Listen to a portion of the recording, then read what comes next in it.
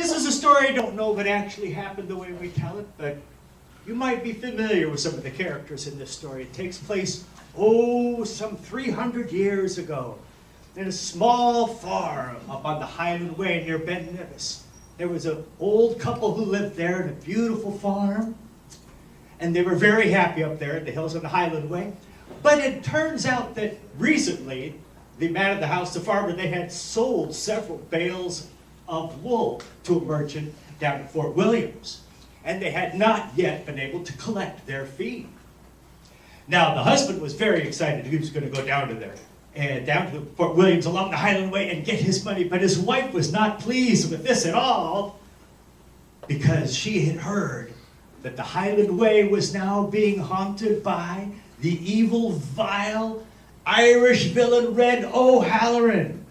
Yes, he was a very famous highwayman in Ireland. He was protected the Catholics and stole from the English. Who wouldn't, right? The English. Well, he was in so much trouble that he had absconded from his lands in Ireland and had taken up residence on the Highland Way to do his highway robbery there. And his wife did not want her husband going down the Highland Way to gather their money. Well, my husband, I hear you as you're bragging into town that you're getting ready to go down to, well, I know we need that money. Yes, we do need the money. But you are being ridiculously selfish. You're going to go down there and you will be grabbed right up by that evil highwayman, Red O'Halloran, and you're going to leave me a widow. You don't even care a whit about me. I cannot believe you are so selfish. Oh, woman, we were harping on me so much. As they were bickering, all of a sudden, without a sound, appeared right there in the living room next to their hearth. Boom! A wee little lad. He appeared to be maybe 9 years old, and he just showed up. "I've been listening," he said. Oh, that's you. Yes, so the little young wee lad, there he comes. Here we go. Ah! Okay. A wee lad appeared from nowhere. Bing! I've been listening, and I hear you're needing to go, well, way down to collect your money. Yes, I do need the And money. it doesn't make your wife happy, but I'll go. Send me. I'd be willing to try. Why don't you send me, please? Put a wee small lad like yourself on the dangerous road? I don't know. Are you sure you can do it?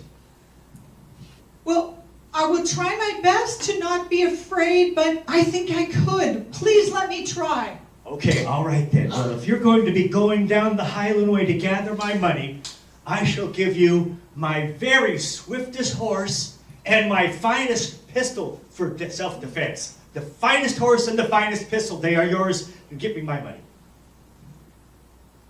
Well, for certain I do not need a pistol. And actually, I don't really want a fast horse either. Do you happen to have a very slow donkey? Well, yeah. A very slow donkey. Yes, we have a very slow donkey. You don't want the swift horse. A very slow donkey. So, the husband and his wife, they gave the wee small lad their very slow donkey and no gun to head down the Highland Road where Red O'Halloran could be waiting to leap upon him. Well, now, this was actually the first time that this wee lad had actually been on an adventure on his own. And it was really quite exciting, although quite slow going along on the very slow donkey. But he didn't get very far down the road when suddenly out on the trail, who should pop up but... Aha! Well, what are you doing here, lad, on this road all by yourself? You don't look old enough to be traveling like this. Well, good day, sir. I'm going off on an errand for my master. You see, he has to, well, a man in Fort Williams owed him money, and I'm going to collect the money. But I have to be very careful and diligent as I go along. I heard that it's possible that the highwayman, Red O'Halloran, might be here. Have you happened to see him? I haven't seen him, really. No, I haven't seen him. Although the lad knew Red O'Halloran there, he was on a fine horse, finely dressed. Some called him Count O'Halloran. He knew right away that was O'Halloran. But O'Halloran was playing game. Well, you poor lad, I fear for your safety on this road. Do you have any valuables on you? Well, I have no valuables yet. I'm going off to go get the bag of gold coins. So I'll be going on my way, and maybe I'll come back. You could help protect me. Well, certainly, young lad. Certainly, young lad. You go gather your money for your master, and I'll be here on the trail when you come back to keep you safe and protect you. Well, thank you. Good day, sir. And he went off again on that very slow donkey. It took actually quite a while, but at last he got to Fort Williams, and he found the man. He went up and introduced himself. Yes, I'm here. I know you know that you owe my master some money. Yes, he brought me very fine wool. I'm very happy with it. I'm very happy to give you your money. I just need to give you a bag of coins. What do we owe you? Let me see here. We will take some gold coins. There's one there. And then we're going to load this up with coins, and there you go. There is the money for your master. Well, that's lovely. Yes. Well, except for I want to ask you one more favor. Yes? Could you take one of these coins and actually trade it out for copper coins? Could you like just the one, but make it... Copper coins instead of the fine gold. Okay, here we go. All right, let's see here. And so... Pennies, huh? Yes. So all right. while the boy had a little bit of a snack and maybe a little cup of tea, he got his 2 bags and started to head off. Well, first he did something a little funny. He took that bag with the copper coins and tied it right around, well, the horn of his saddle. The other one he put deep down, hidden into the bags.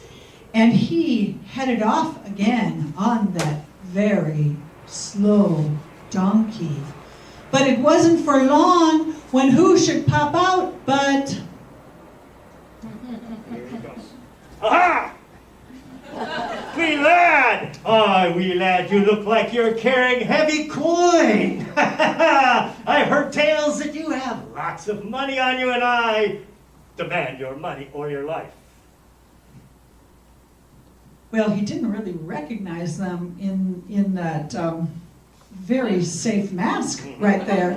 But he said, well, I have never in my life just handed over money, so here is my huge bag of gold sovereigns. Go and fetch it yourself. Uh-oh, I'm not too proud to go grab some money off the ground. You, lad, have made quite a mistake. Ha ha ha! I'll grab that money. Aha! Yes! But meanwhile, the wee lad took the bag of gold and hopped on that beautiful steed that Red had, and he rode off into the sunset saying, "Fare thee well, fare thee well." Okay, all right, let's see. What? What? This isn't gold. These are pennies. These are pennies. I can't use those pennies. I need gold. That clever lad. That clever lad. My gosh, if the Scots around here are as clever as that, I best head back home to Ireland, where I can still ply my trade without fear. Off I go. And they said he was never seen, that highwayman, on the trail again. But when the boy got back with indeed a bag of a lot of gold... Yes. Oh, my lad, thank you so much. You've brought this is wonderful. And a fine horse as well. You did so well. You deserve at least 1 gold coin yourself. Yes, and, well, I'll tell you, you've been such a fine young lad, and you're so brave. I could use some extra help around the farm if you'd like to hang on and be a stable boy and work here at our farm. And that is the quite possibly true story about how... Yes, Red O'Halloran and the wee lad had an encounter on the trail.